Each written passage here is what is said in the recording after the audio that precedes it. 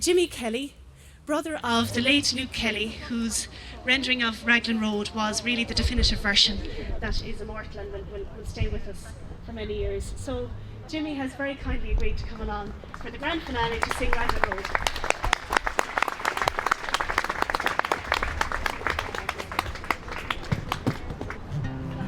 Well, when Emily asked me to come along here today, I just thought about the curious combination of Kavanagh, the rural man, and Kelly, the urban urchin, and came together in the Bailey. And I think you all know the story. Paddy Kavanagh said to Kelly, he said, I think you should sing my song, he says. What's that, says Kelly? He said, Raglan Road. So here it goes, anyway. On Raglan Road, on an autumn day, I first saw her and knew that her dark hair would weave a snare that I might one day rue. I saw the danger, yet I passed along the enchanted way, and I said, let grief be a falling leaf at the dawning of the day.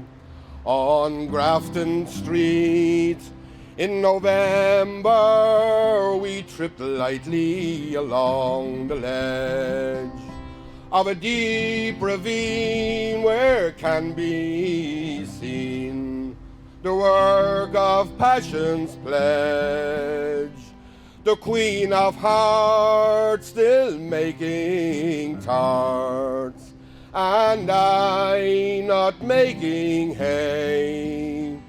Oh, I love too much, and by such, its happiness thrown away.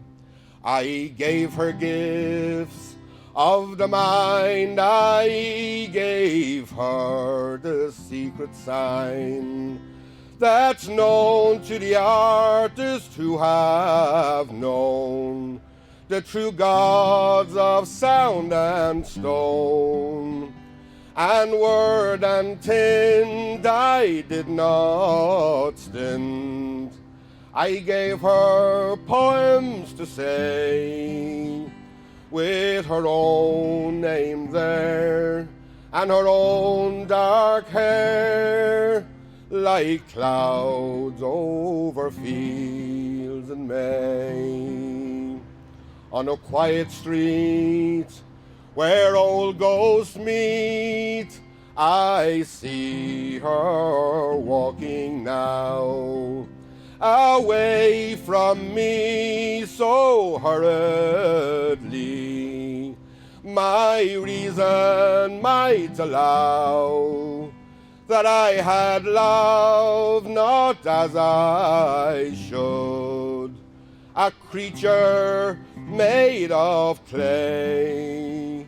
When the angel woos the clay, he lose his wings at the dawn of day.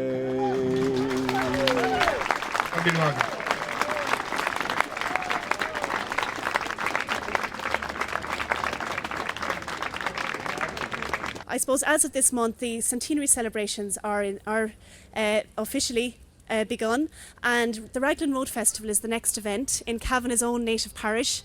So I invite you all to come to Inniskeen. Kavanagh was first and foremost a poet of place, and if you want to experience Ballyrush, Gorcheen, Glasdrumman Chapel, they're all in County Monaghan, in the parish, his own native parish of Inniskeen. Thank you very much to you all for coming. Gurmila Mahagi.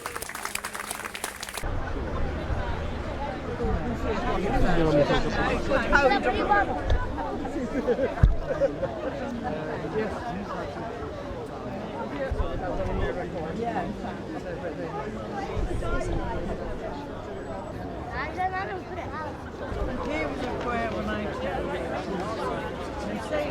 so rich with life.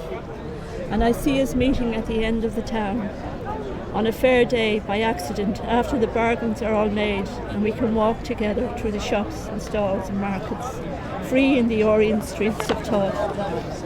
O you who are not lying in the wet clay, for it is harvest evening now, and we are piling up the ricks against the moonlight, and you smile up at us eternally. That's very good. We're a great fan of Patrick Kavanagh, as you say. We went to lectures about him, then went up to Enniskeane and saw where he lived and saw his house and did everything, and we fell under the spell of the poetry.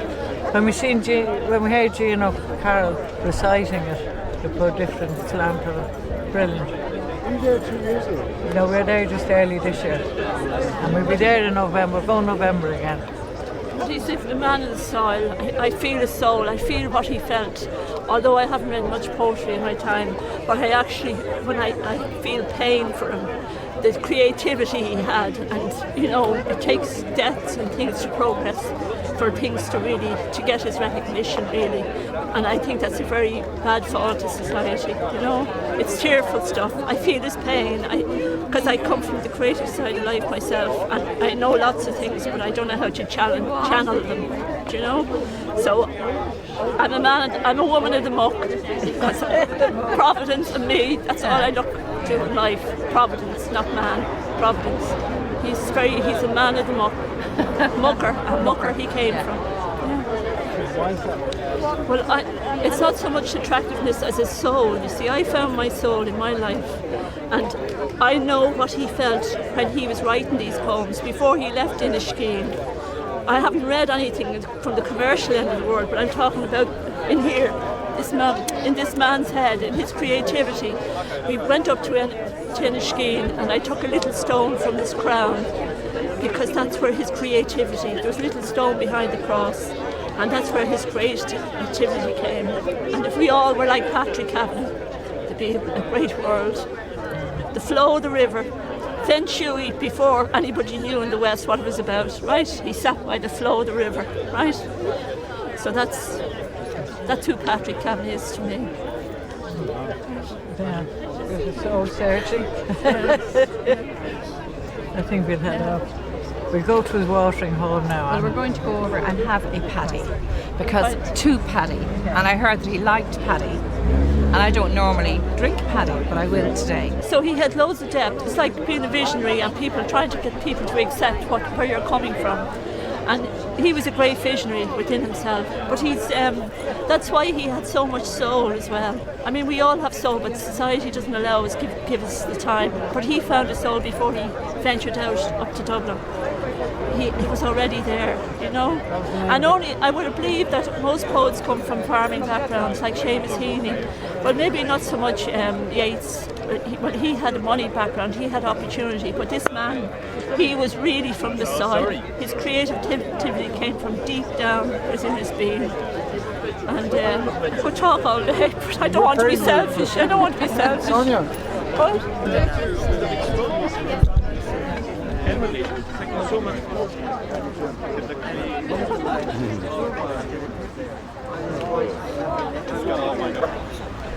No problem for me to sing. You're going to float down. You have someone on there. Slow to go to the bench, couldn't it? They're coming off its losses, unfortunately. They're not inside. Maybe if you just